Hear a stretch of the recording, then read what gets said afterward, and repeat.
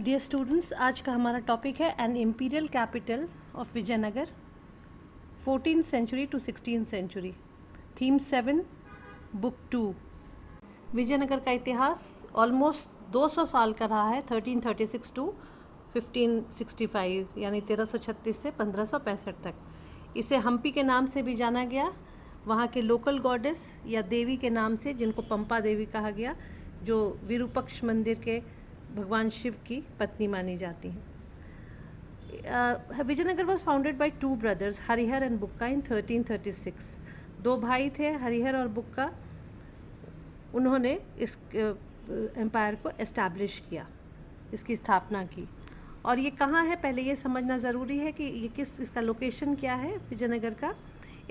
विजयनगर का लोकेशन अगर हम देखें तो it's a land stretching from river Krishna to extreme south of peninsula, Indian peninsula, and it is a land between two rivers, that is Krishna and Tungabhadra. इसको कृष्णा तुंगभद्रा का दोआब भी कहा जाता है। दोआब का मतलब land between two rivers. Vijayanagar के बारे में सबसे पहले हम इस चैप्टर को अगर देखें तो सबसे इम्पॉर्टेंट इसका जो फर्स्ट पार्ट है वो है सोर्सेज ऑफ हिस्ट्री। कहाँ से हमें पता चलता है which are the sources that familiarise us with this empire. Sources में सबसे बड़ा कंट्रीब्यूशन है वेरियस ट्रैवलर्स का और ईस्ट इंडिया कंपनी के एम्प्लॉई का। तो सबसे पहले अगर हम देखें तो कॉलिन मैकेंजी का नाम आता है 1800 में। He was an employee of British east India company. आप सोर्स 1 देखिए, उसमें कॉलिन मैकेंजी इंजीनियर था, एंटिक्वेरियन था, एंड ही डिस्कवर्ड हम्पी। सबसे पहले उसने मॉडर्न एज में ढूंढा था हम्पी को, उस पूरे साइट को। उसके बाद और जो सोर्सेज हैं उसमें memories of priest of Virupaksha temple. फिर 1856 यानी 1856 में फोटोग्राफर्स रिकॉर्डेड मॉन्यूमेंट्स, वहाँ जितने भी मॉन्यूमेंट्स थे उनकी फोटोग्राफी हुई। 1836 में epigraphist collected inscriptions at temple of king, that is Rayas and Nayakas.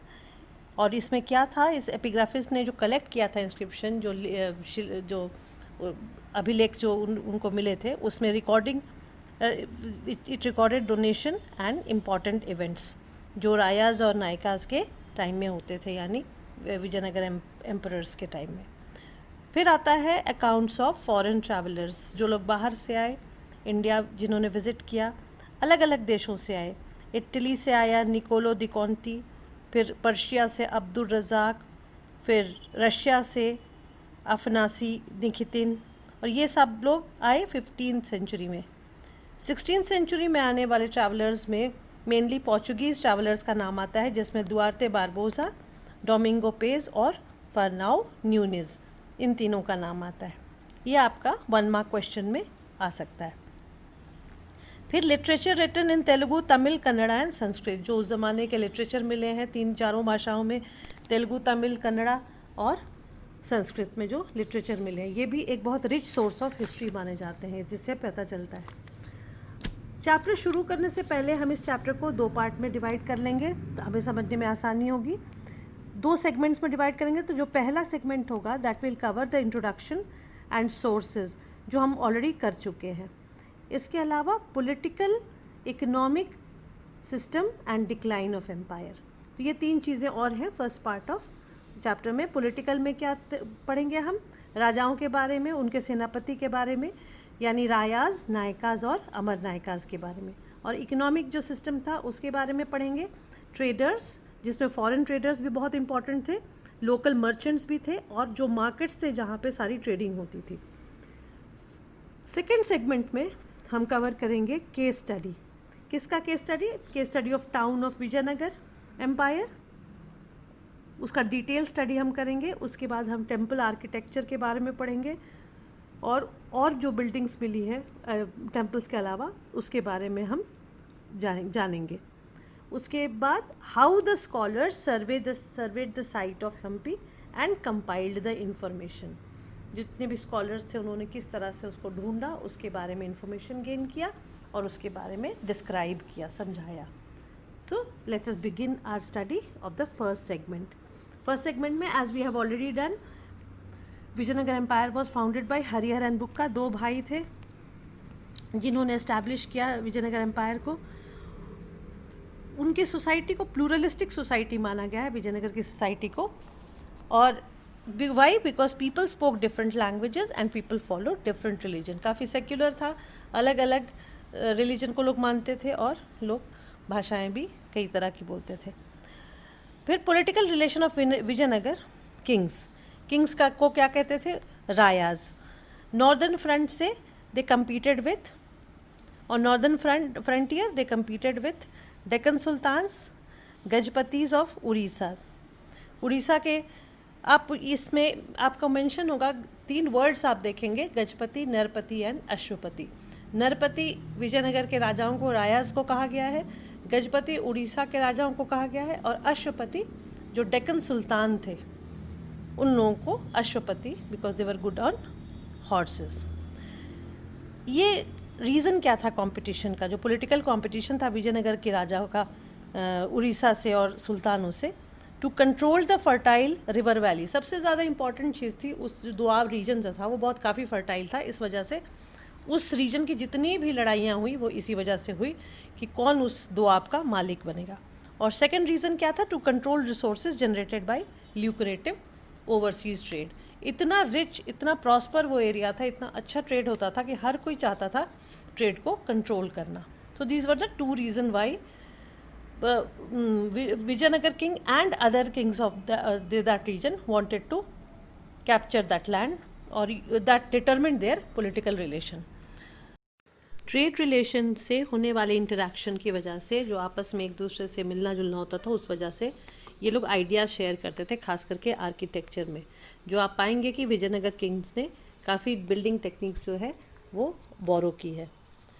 और एग्ज़ाम्पल इसका है, सबसे बड़ा अच्छा एग्ज़ाम्पल इसका आप देखेंगे कि जो building technique adopted by the Rayas है वो बृहदेश्वरा टेम्पल तंजावुर का है, जो चोला से उन्होंने, तमिलनाडु के जो चोला किंगडम थे उनसे इन्होंने अडॉप्ट किया था। और होयसालास जो कर्नाटका के किंगडम थे, डायनेस्टी थी, उनसे बेलूर का आप देखें चन्नकेश्वरा टेम्पल। तो ये एग्ज़ाम्पल है।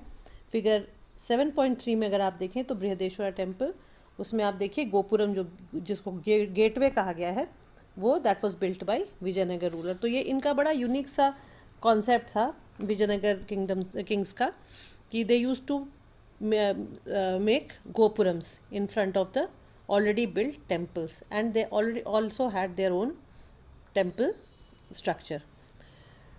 उसके बाद आप अगर इकोनॉमी पे अगर आए, अभी हम ये था पूरा उनका पॉलिटिकल रिलेशन था, प्लस उससे स्प्रेड होने वाले आइडियाज़ थे। विजयनगर की इकोनॉमी को देखें तो उसमें the horse were imported from Arabia and central Asia. This trade was controlled by Arab traders. जैसे मैंने पहले आपको बताया था कि ओवरसीज़ ट्रेड काफ़ी फेमस थे उस समय विजयनगर एम्पायर के साथ। तो हॉर्स कहाँ से आते थे? हॉर्स ये लोग कहाँ से ट्रेड करते थे? अरेबिया से और सेंट्रल एशिया से। फिर जो लोकल मर्चेंट्स थे उनको कुदिरई चेटीज़ कहा गया है।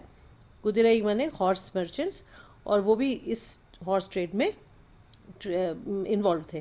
फिर 1498 में पोर्चुगीज़ आए वेस्ट कोस्ट पे, इंडिया के वेस्ट कोस्ट पे, और उन्होंने अपना ट्रेड और मिलिट्री स्टेशन वहाँ पे एस्टैब्लिश किया। और पोर्चुगीज़ जो थे वो जाने जाते थे सुपीरियर मिलिट्री टेक्नोलॉजी के लिए, और पहली बार उन्होंने मस्केट का यूज़ यानी गन्स को यूज़ किया, which made them very important. Naturally जब गन उन्होंने यूज़ किया तो पोर्चुगीज़ को का इम्पोर्टेंस काफ़ी उस रीजन में बढ़ गया। फिर विजयनगर जाना जाता था स्पाइसेस के लिए, मसालों के मार्केटिंग के लिए, मार्केट के लिए, टेक्सटाइल के लिए, खास करके सिल्क के लिए, और प्रेशियस स्टोन, जेम स्टोन्स के लिए। ये 3 चीज़ बहुत फेमस थी विजयनगर के ट्रेड में। और ट्रेड जो था वो एक तरह से लोगों के लिए स्टेटस सिंबल था। कैसे, ये भी जानेंगे हम। प्रॉस्परस पॉपुलेशन जो थी वो क्या डिमांड करती थी? Expensive and exotic goods, stones and jewelleries. काफ़ी जो अमीर ट्रेड होने की वजह से लोग वहाँ के काफ़ी प्रॉस्परस थे, काफ़ी अमीर थे, और वो एग्जॉटिक चीज़ें यूज़ करना पसंद करते थे। रेवेन्यू जो आता था वो स्टेट को डेवलप करने के लिए, उसको प्रॉस्पर करने के लिए यूज़ होता था। Let's now move on to the rise and fall of Vijayanagar Empire, and you have to refer to map 1, page number 174। इसमें इस मैप में आप अगर देखें तो साउथ के 14 to 18 सेंचुरी के किंगडम्स के का मेंशन किया हुआ है। क्लेमेंट ऑफ पावर जो थे वो both rulers and military commanders थे। रूलर्स को रायाज कहा गया और मिलिट्री जो कमांडर्स थे उनको नायकाज कहा गया। 1336 से 1565 तक जो मेजर डायनेस्टीज़ हुई विजयनगर की वो थी संगम डायनेस्टी, जिसने टिल 1485 यानी 1485 तक रूल किया और इनके रूलर्स रायाज कहलाए। उसके बाद उन संगम डायनेस्टी के बाद आए सलुवाज। सलुवाज ने 1503 तक रूल किया और ये नायकाज थे। फिर जो थर्ड डायनेस्टी थी वो तुलुवाज की थी, जिसके जो सबसे बड़े राजा हुए, जो सबसे फेमस राजा हुए वो थे कृष्णदेव राय, जिन्होंने रूल किया 1529 अपने डेथ तक, और 1542 तक तुलुवाज डायनेस्टी थी और ये लोग फिर रायाज कहलाए। फिर फोर्थ डायनेस्टी जो आई वो अगेन नायकाज की थी, तो जिसमें आप देख सकते हैं रायाज, नायकाज, then रायाज and then again Aravidu, नायकाज। इन्होंने 1565 तक फाइनल डिक्लाइन तक ये लोग रूल करते रहे उस रीजन में। 1565 में जो अराविडू थे वो शिफ्ट हो गए ईस्ट की तरफ। उस रीजन को कहा जाता है पेनुकोंडा, और वहाँ तक वो 17वीं सेंचुरी तक वहाँ पे रहे और बाद में पेनुकोंडा और चंद्रागिरी तक वो शिफ्ट हो गए थे 1565 तक के बाद से 17वीं सेंचुरी तक। अब इसमें जो सबसे जो फेमस किंग जो है जिनके बारे में हमने किया कृष्णदेव राय, उनके कॉन्ट्रीब्यूशन या उनके अचीवमेंट देख लेते हैं। इसमें अलग से क्वेश्चन भी आ सकता है, आप सोर्स 2 अगर रेफ़र करें तो। पहला था उनका, ही was known for expansion and consolidation, he was a very strong king. उसके बाद ही एक्वायर्ड रायचूर दोआब। रायचूर दोआब 1512 में उन्होंने कैप्चर किया था। रायचूर दोआब कौन सा रीजन है? कृष्णा और तुंगभद्रा, अगर आप मैप में देखें तो कृष्णा और तुंगभद्रा रिवर के बीच का जो रीजन था उसको रायचूर दोआब कहा जाता था, जिसको कृष्णदेव राय ने एक्वायर किया था। उसके बाद ही सबड्यूड गजपतीज ऑफ उड़ीसा 1514 में उन्होंने उड़ीसा के राजाओं को भी सबड्यू किया था, हराया था। और फिर बीजापुर के सुल्तान को 1520 में 1520 में उन्होंने डिफीट किया था, यानी हराया था। And then he was known for unparalleled peace and prosperity. उनके राज्य में शांति भी उतनी ही थी और प्रॉस्पेरिटी यानी तरक्की भी काफ़ी थी उनके राज्य में। उसके बाद और एक उनका अचीवमेंट अगर देखें तो he build some fine temples and added impressive gopurams to important temples of South India. जैसा मैंने बताया था कि विजयनगर के जो राजा थे दे वर मोर नोन फॉर गोपुरम्स, तो इन्होंने भी, कृष्णदेव राय ने भी काफ़ी मंदिर बनवाए और बहुत इम्प्रेसिव गोपुरम्स इन्होंने बनवाए। उनको एक और कंट्रीब्यूशन अपने मदर के नाम पे नगलापुरम उन्होंने बनाया था, जो एक सबर्बन टाउनशिप है। So these are the achievements of Krishnadeva Raya. अब decline, if we can come to the decline and destruction of Vijayanagar empire. कैसे विजयनगर एम्पायर 1565 में फाइनली जाके ख़त्म हुआ। कृष्णदेव राय के डेथ के बाद उनके जो सक्सेसर थे देवर ट्रबल्ड बाय नायकाज। मिलिट्री चीफ जो थे वो बीच बीच में जो स्ट्रॉन्ग हो जाते थे तो राजाओं को या रायाज को परेशान किया करते थे। तो फाइनली 1542 में आके the control shifted to Aravidu lineage, Nayakas, जो मैंने आपको बताया फोर्थ डायनेस्टी जो थी। फाइनली 1565 में आके there was a clash between Deccan sultans and Vijayanagar rulers, जो नायकाज थे। रामाराया नाम का जो उनका चीफ मिनिस्टर था उसने अपनी आर्मी को बैटल में इन्वॉल्व किया और जिस जगह पे लड़ाई हुई थी उस जगह का नाम था राक्षसी तांगड़ी, और ये बैटल जो है बैटल ऑफ तालीकोटा के नाम से काफ़ी फेमस है। और ये किन के अगेंस्ट था? ये 3 सुल्तानों के अगेंस्ट था और इन 3 सुल्तानों ने अब एक साथ जुड़ के रामराया को हरा दिया था। कौन कौन से थे? बीजापुर, अहमदनगर और गोलकुंडा के सुल्तान थे। और उसके बाद उन्होंने तीनों ने मिलकर, क्योंकि Ramaraya was trying to play games against each other. Krishnadeva Raya जो थे वो सबको जोड़ के रखते थे, या उसके पहले भी जो विजयनगर के किंग्स हुए हैं या रायाज हुए हैं वो आपस में जो रिलेशंस को स्ट्रॉन्ग बना के रखते थे आपस के किंगडम में। लेकिन Ramarayas try to play dirty tricks, और उस वजह से जब तीनों सुल्तान मिल गए तो उन्होंने फाइनली उसको तालीकोटा बैटल में हरा दिया और उसके बाद पूरे विजयनगर को लूट लिया। यहाँ पे क्वेश्चन आता है, how was the relation between Rayas and sultans during Krishnadeva Raya rule. अभी मैंने आपको बताया था कृष्णदेव राय के टाइम तक इनके रिलेशंस आपस में काफ़ी कॉर्डियल थे, अच्छे थे।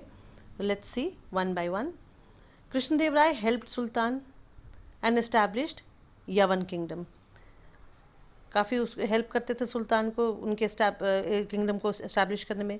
Then sultan of Bijapur resolve succession dispute in Vijayanagar after Krishnadevaraya death. Krishnadevaraya के डेथ के बाद जो आपस में उनका जो वॉर ऑफ सक्सेशन हो रहा था उसको बीजापुर के सुल्तान ने आके पर्सनली आके सॉल्व किया. लेकिन फिर जब रिलेशन अच्छे थे तो तालीकोटा का बैटल क्यों हुआ, अभी मैंने आपको बताया था. Let's repeat. Adventurous policy of Ramaraya. Ramaraya ने क्या किया था? He tried to provoke one sultan against other and this made them angry and led to defeat. So as I told you, he was trying to play dirty tricks against them, so they got together and defeated him. फिर एक question यहाँ पे है, write a note on Nayakas and Rayas. Who were Amar Naikas? What power did they assert? And how did Rayas assert control over Naikas? Then another question, who all in the Vijayanagar Empire exercised power? तो ये सारे questions different ways में एक ही almost एक ही चीज़ के बारे में है कि इनके रिलेशन कैसे थे, नायकाज और रायाज. अमर नायका किसको कहते थे? अमर वर्ड जो था वो संस्कृत के समर यानी युद्ध यानी वॉर से आया था. तो जो वॉर में जो मेन सेनापति होता था उनको अमर नायका कहा जाता था.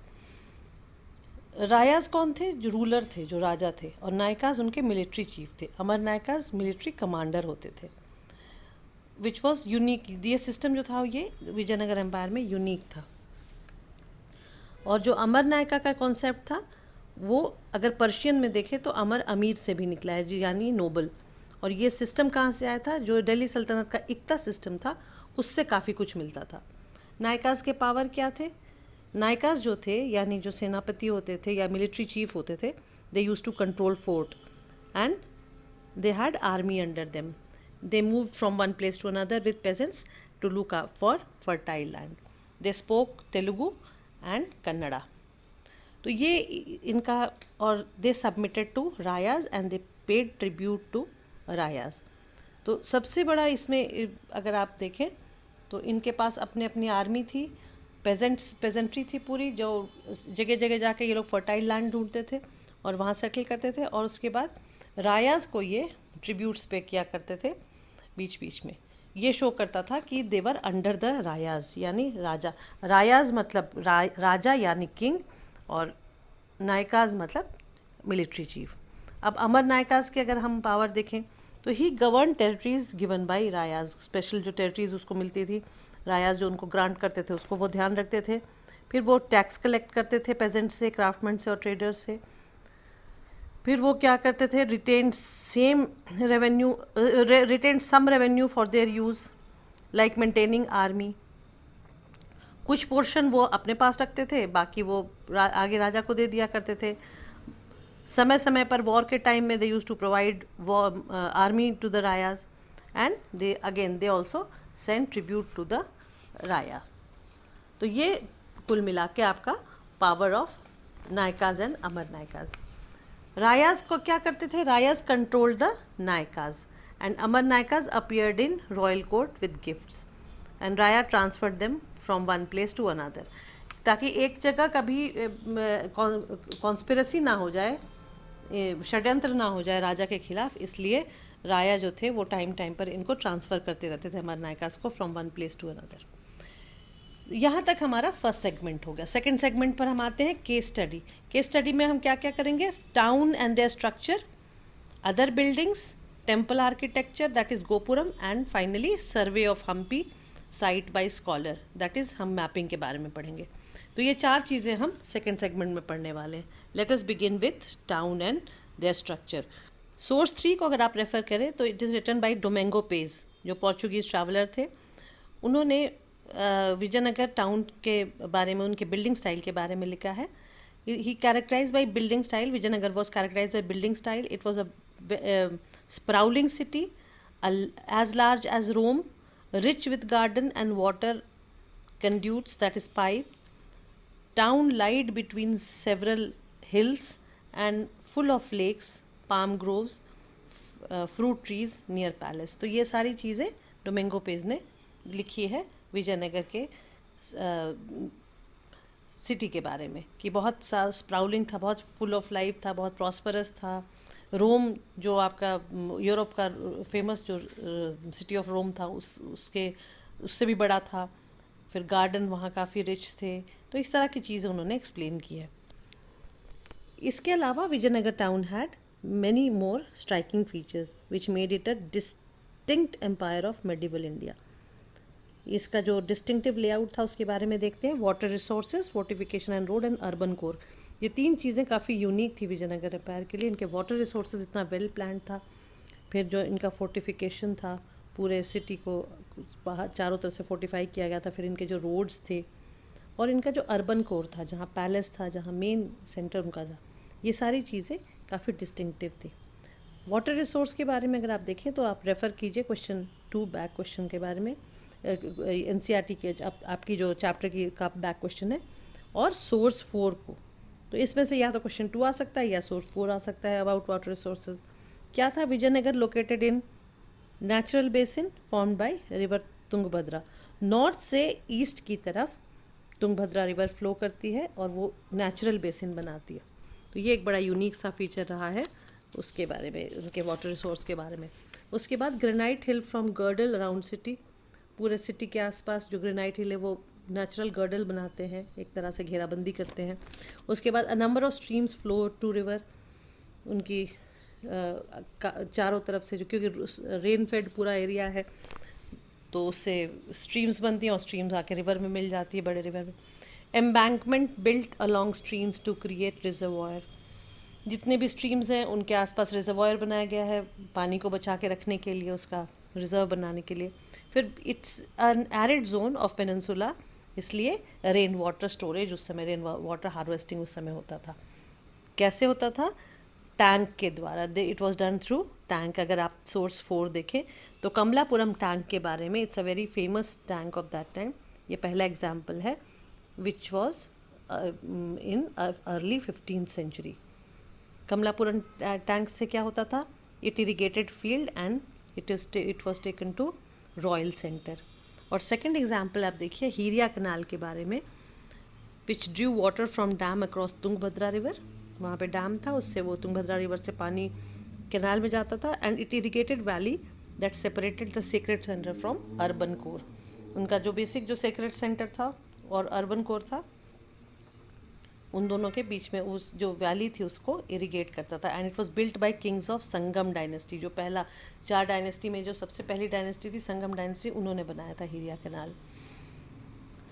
इसके बाद हम देखते हैं फोर्टिफिकेशन एंड रोड्स। फोर्टिफिकेशन और रोड्स के में अगर देखें तो क्वेश्चन 3 आप बैक क्वेश्चन एनसीईआरटी का अपने चैप्टर का देखिए, उसके बाद उसमें सेम इधर से क्वेश्चन इज आस्क्ड। और यहाँ पे हम जो ट्रैवलर जो थे अब्दुल रज़ाक समरकंदी, जो आप पर्शिया से आए थे, और he went to Calicut in 15th century and he has mention about this. What has he mention? He has mention 7 lines of fortification. 7 line of fortification में उसके अलावा उसके बाद दीज एनसर्कल्ड सिटी, जो फोर्टिफिकेशन का जो लाइन था वो एनसर्कल कर रहा था पूरे सिटी को, एग्रीकल्चर फील्ड को और फॉरेस्ट को। जो आउटर मोस्ट वॉल था वो it was linked with the hills. तो बिल्कुल एक नेचुरल सा फोर्टिफिकेशन दिखता था। और इन सब को बनाने के लिए द नो मोर्टार और no cementing was used.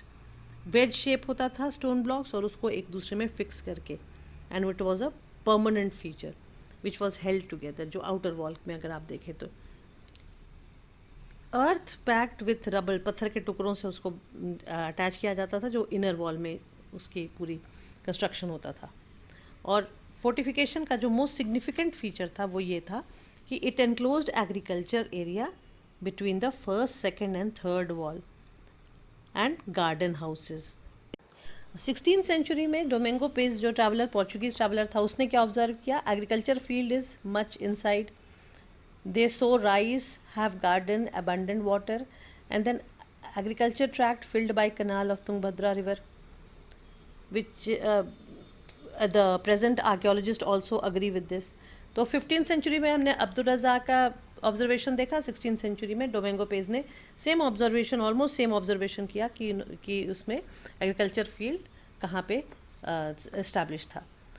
Abdul Razzaq और डोमिंगो पेज के ऑब्जर्वेशन के बाद अब हम आते हैं बैक क्वेश्चन 3 पे। Reason for agriculture tract in fortified area, advantages and disadvantage. 2 advantages थे इसके। पहला, to avoid starvation during war, और दूसरा, because the sieges lasted for months और years, instead of granary agriculture field was ready. तो ये, और जो 2 डिसएडवांटेजेस थे वो थे कि it use to be very costly and elaborate. तो ये 2 हमने पढ़ लिया, एडवांटेज एंड डिसएडवांटेज। इसके बाद आते हैं हम डिज़ाइन ऑफ फोर्टिफिकेशन पे। डिज़ाइन ऑफ फोर्टिफिकेशन में जो सेकंड लाइन ऑफ फोर्टिफिकेशन था, it was around inner core of urban complex. अलग अलग जो बिल्डिंग्स थी, अर्बन कॉम्प्लेक्स, रॉयल सेंटर, तो सेकंड लाइन ऑफ फोर्टिफिकेशन कहाँ था? Around inner core of urban complex. और थर्ड लाइन ऑफ फोर्टिफिकेशन जो था, it was around royal centre. Each building had its own wall. Other than the fortification, हर एक building के अपनी दीवार होती थी। उसके बाद गेट्स जो थे इनके, वो वेल गार्डेड होते थे, प्रॉपर गार्ड्स होते थे वहाँ पे, और ये गेट्स जो थे बाहर सिटी से और उनके रोड से लिंक्ड होते थे। फिर सबसे डिस्टिंक्टिव आर्किटेक्चरल फीचर जो था विजयनगर एम्पायर का, वो था गोपुरम, जिसको गेटवे कहा गया है। 2 एग्जाम्पल इसमें है यहाँ पे, आर्च शेप और डोम शेप, जो टर्किश स्टाइल में था, और इसको इंडो इस्लामिक आर्किटेक्चर कहा गया। और इसमें अगर आप फिगर 7.6 और 7.7 देखें तो उसके बीच में एक क्वेश्चन है, why what was the reason for it Indo Islamic architecture. इसके 2 रीज़न देखे यहाँ पे। पहला तो क्योंकि जो विजयनगर एम्परर्स थे, उनके जो रिलेशंस थे सुल्तान के साथ वो अच्छे थे, इसलिए एक्सचेंज ऑफ आइडियाज़ होता था। और दूसरा, क्योंकि विजयनगर एम्पायर जो था वो प्लूरलिस्टिक कल्चर और रिलीजन वाला था। They were open to all cultures and religion, therefore they used to adopt various architectural style. इसके बाद हम आते हैं रोड्स के फीचर पे।